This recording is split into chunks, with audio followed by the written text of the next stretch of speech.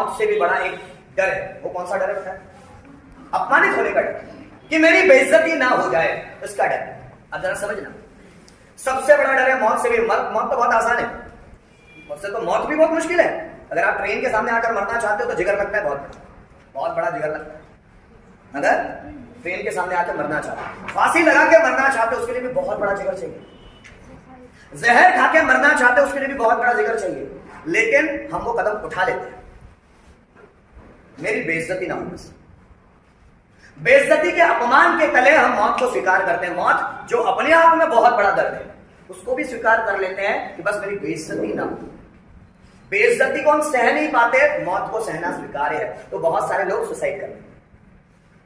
किसी व्यक्ति ने हमको रिजेक्ट कर दिया तो हम इतने फ्रस्ट्रेटेड हो जाते हैं कि सुसाइड कर लेते हैं। हमारे घर में कर्जा ज्यादा हो गया तो हम इतने फ्रस्ट्रेट हो जाते हैं कि सुसाइड कर लिया। मौत, सुसाइड, आत्महत्या, इसको करने में जितने दम की जरूरत होती है ना, इससे 10% दम, उसका 10% दम भी अगर हम अपनी जिंदगी में ले आए ना, तो जिंदगी में 4 चांद लगा देंगे। आप में बहुत बड़ा जिगरा होता है जो लोग सुसाइड कर रहे हैं, बहुत बड़ा जिगरा। आप बोलेंगे कमजोर है, कुछ है, ये है, वो है, पर वो जिगरे की बात है। आप यहां से कूद के बताओ, कूद नहीं सकते। वो लोग मर जाते हैं, अपनी जान का खात्मा। वो कितनी बड़ी पावर होगी, आप सोचो कि कोई व्यक्ति ट्रेन के सामने खड़ा है और वो मर रहा है, या ट्रेन के सामने लेट गया, कितना बड़ा जिगरा होगा उसके पास। अगर उतना जिगरे का 10% भी अपनी लाइफ में लगा देना, वो कहीं से कहीं पहुंच जाए। जब आपको मरने का डर नहीं है तो किसी और चीज का क्या डर होना चाहिए? जब आपको मरने का डर नहीं है तो फिर अपमानित होने का कौन सा डर है? किसी ने आपका अपमान भी कर दिया तो मेरा ख्याल से तो व्यक्ति अपमानित तब ज्यादा होता है जब वो इंटरनली कमजोर है। अपमानित दुनिया में आपको कोई कर सकता है कि आपकी कोई बेइज्जती कर सकता है? मेरे अकॉर्डिंग बेइज्जती उसकी होती है जिसने अपने आप को अंदर से बहुत अच्छा मान के रखा। नहीं तो कृष्ण की तो बेइज्जती नहीं होती। कितने लोग बेइज्जती करते होंगे, ए ग्वाले, ए छलिया, ए रसिया, ए लड़कियों को छेड़ने वाले, कितने लोग उनकी बेइज्जती करते। वो तो कभी बेइज्जती में गुस्सा ही नहीं होते। इतने बड़े ईश्वर है हमारे लिए और वो अपमानित महसूस करते ही नहीं। वो बोलते हैं जो भी लोग बोले वो उनकी सोच है। ग्वाला द्वारका का राजा बना बैठा है, दुर्योधन बोलता है ए ग्वाले, लड़कियों को छेड़ने वाले, हमें ज्ञान मत दे। तो कृष्ण को तो बुरा नहीं लगता, कृष्ण तो दुर्योधन पे गुस्सा नहीं होते, वो फिर भी मुस्कुराते रहते, उस स्थिति में भी मुस्कुराते हैं, क्योंकि उनको पता है ह्यूमन नेचर ही ऐसा है। जब लोग आपकी बराबरी नहीं कर पाएंगे तो आपकी बेइज्जती करेंगे, वो आपको अपमानित करने की कोशिश करेंगे कि किसी तरह वो आपका मनोबल तोड़ सके, किसी तरह तो आपको नीचे गिरा सके। क्योंकि कहते हैं अगर हमारी मनस्थिति अच्छी है तो परिस्थिति बाहर कैसी भी हो हम मैनेज कर लेंगे, लेकिन अगर मनस्थिति खराब हो जाए तो अच्छी से अच्छी परिस्थिति में हम अपाहिज हो सकते हैं।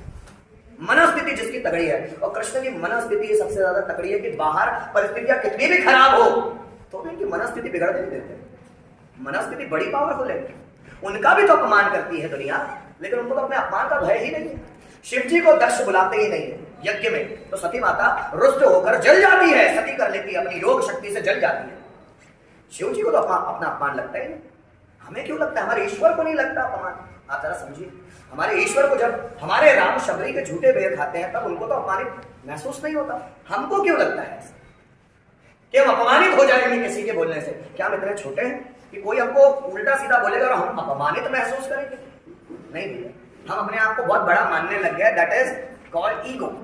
जब व्यक्ति अपने आप को खुद ही बड़ा मानने लग जाता है, दुनिया माने ना माने, खुद ही अपने आप को बड़ा मानने लग जाए तो उसमें ईगो बढ़ता है, और वो ईगो उसको छोटा मानने पर मजबूर करता ही नहीं कि तू छोटा है ही नहीं बेटा, किसी ने भी उल्टा सीधा बोला तो मैं मुझे क्यों बोला ऐसा? पता है क्यों? वो ईगो बढ़ चढ़ कर बोलता है मैं बड़ा हूं, मुझे ऐसा मत बोलो। अंदर का ईगो है। अब वो कृष्ण में वो ईगो है ही नहीं, राम में वो ईगो है ही नहीं, शिव में वो ईगो है ही नहीं। दे आर ईगोलेस पर्सनैलिटीज, इसलिए उनको ये फील ही नहीं होता।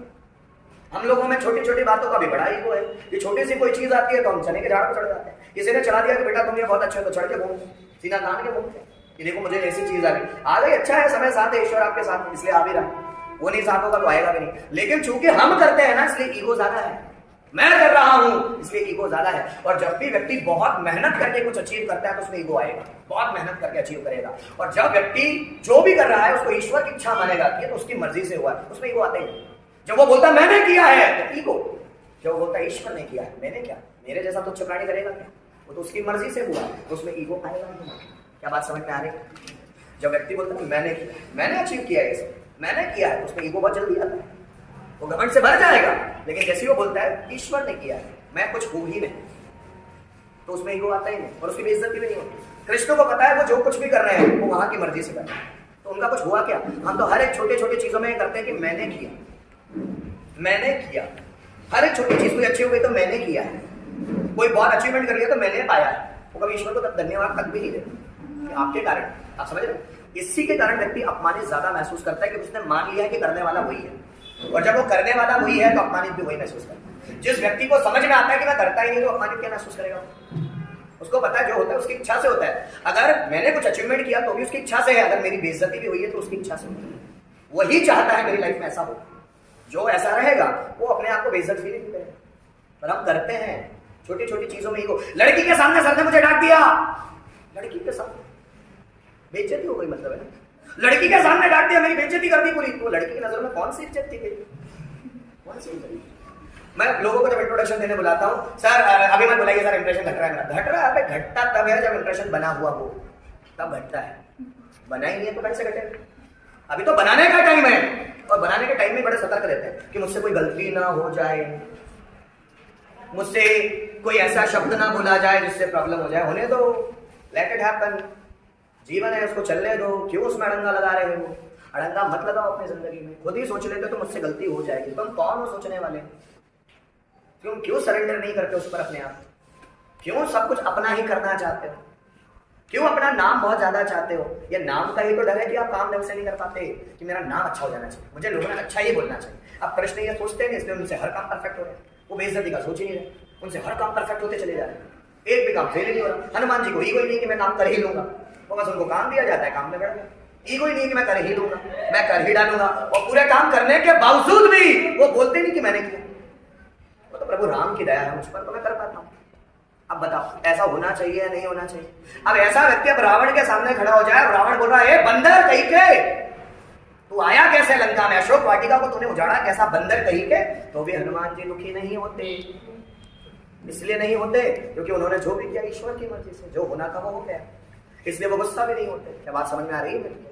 तो आपका ईगो ही आपका अपमान कर रहा है। जिस व्यक्ति का ईगो जितना बड़ा उसका अपमान उतना ज्यादा है। जो व्यक्ति ईगो लेस है उसका अपमान भी नहीं होता।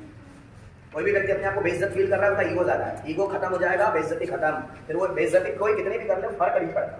ईगो है और हम लोगों में होता है, मुझमें भी है, आप में भी है। हम लोगों को संस्था तक पहुंचने के लिए टाइम लगेगा, अभी अपनी पर्सनैलिटी हमारी डेवलप नहीं है, सब में ईगो होता है।